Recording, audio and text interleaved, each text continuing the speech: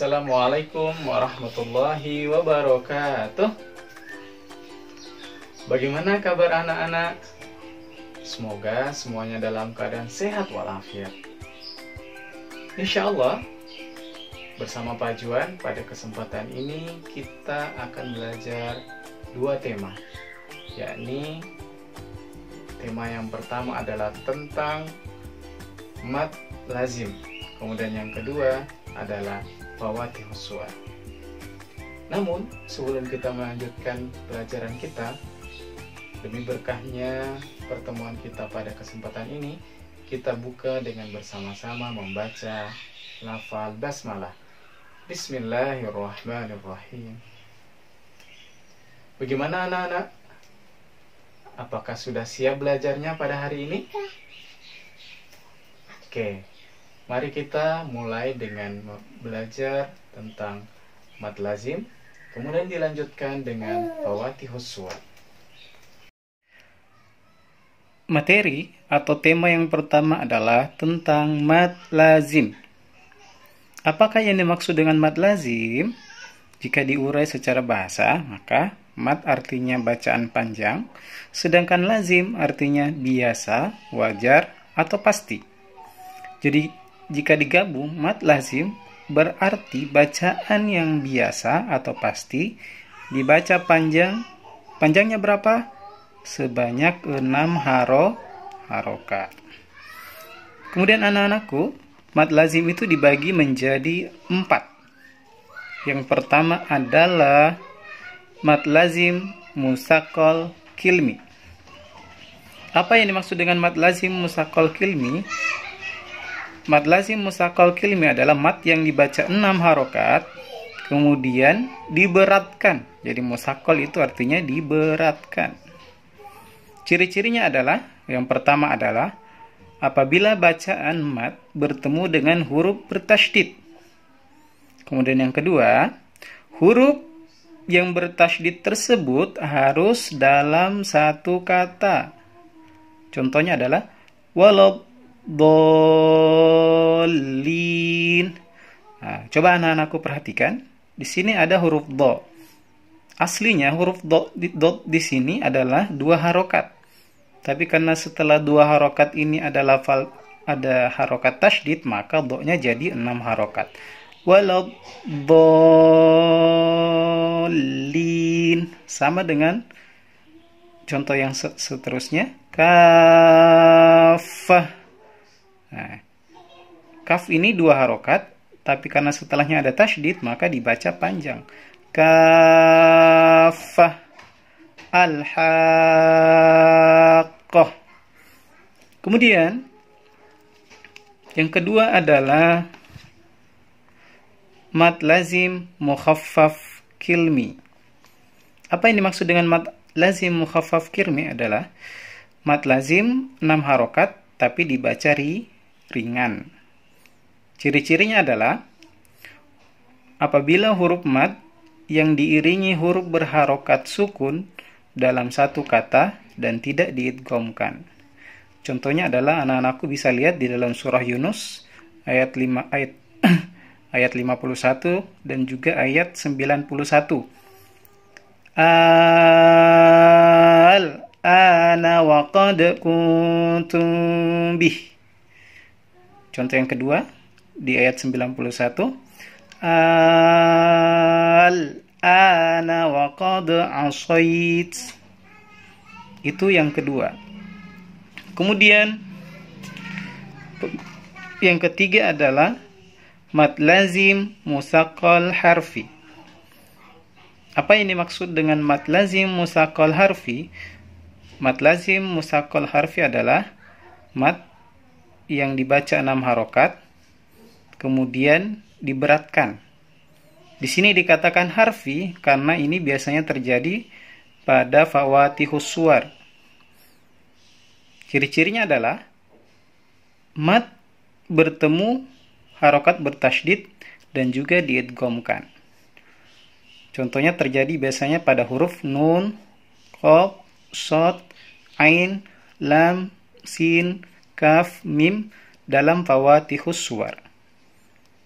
Contohnya adalah Alif lam mim. Ta sin mim. Alif lam mim shad. Itu yang ketiga. Kemudian yang keempat adalah mad lazim mukhaffaf harfi. Nah, sama dengan yang ketiga tadi, yang membedakan adalah yang keempat ini mukhaffaf, dibaca ringan atau diringankan. Jadi matnya dibaca ringan. Ciri-cirinya adalah mat pada fawatihus suwar yang tidak diiringi dengan tasydid. Kalau yang ketiga tadi bertasydid, pada bagian yang keempat ini tidak bertasydid. Fawatihus suwarnya tidak bertasydid. Jadi dibaca ringan.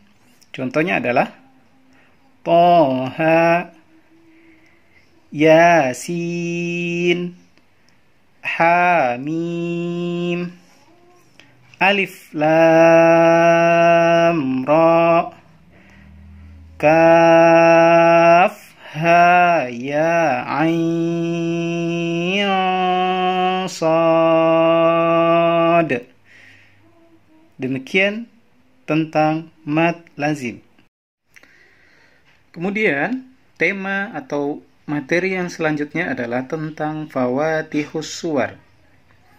Apa yang dimaksud dengan fawatihus suwar? Fawatihus suwar adalah pembuka surah-surah.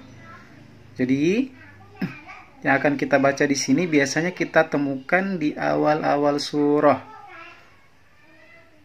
Nah, Pajuan, bagaimana cara membacanya? Cara membacanya adalah dengan cara menyebut nama huruf aslinya.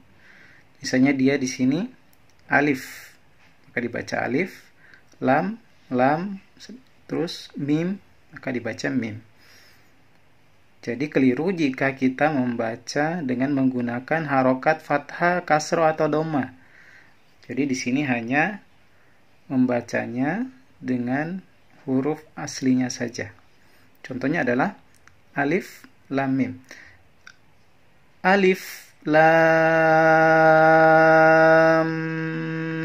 mim. Alifnya 1 harokat, lamnya 6 harokat, mimnya 6 harokat. Karena mim di sini bertasydid, maka sebelum masuk mim bertasydid, maka di situ didengungkan 2 harokat untuk menyempurnakan gunnahnya. Alif lam mim. Kemudian alif lam ra. Alif lam mim ra. Ra-nya 2 harokat. Kemudian alif lam mim shad. Nah, huruf shad di sini karena dia dianggap memiliki dal di akhir, maka dalnya di sini dipantulkan. Jadi, cara membacanya adalah alif lam mim shad. Kemudian ada juga yang sendiri seperti Shad, Nun, Qaf. Contoh yang lain bisa kita lihat di kibar halaman 36. Anak-anakku bisa lihat fawatihus suwar yang lain cara membacanya. Ingat, prinsip membacanya adalah dengan menyebut nama hurufnya. Di sini huruf to dan ha. Sama-sama 2 harokat. Toha. To 1 harokat, sin 6 harokat. To sin. Ya sin. Ha mim. Kemudian to 2 harokat, sin 6 harokat, mimnya 6 harokat.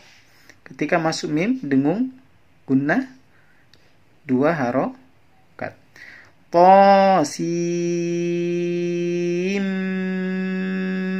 mim. Ain, sin, kof. Ainnya 6 harokat, sinnya 6 harokat, kofnya 6 harokat. Karena di sini ain dianggap memiliki nun sukun. Nun sukun bertemu dengan sin, maka di sini didengungkan, dianggap ikhfa 2 harokat, didengung 2 harokat. Sama dengan juga setelah sin ada kof. Sinnya dianggap memiliki nun sukun. Setelah nun sukun bertemu dengan kof, maka hukum bacanya adalah ikhfa juga. Jadi ketika masuk ke sin dengung 2 harokat, ketika masuk ke kof juga dengung 2 harokat. Ain sin qaf. Kemudian yang terakhir adalah kaf, ha, ya, ain, sod. Kafnya 6 harokat, haknya 2 harokat, ya-nya 2 harokat, ainnya 6 harokat, sodnya 6 harokat.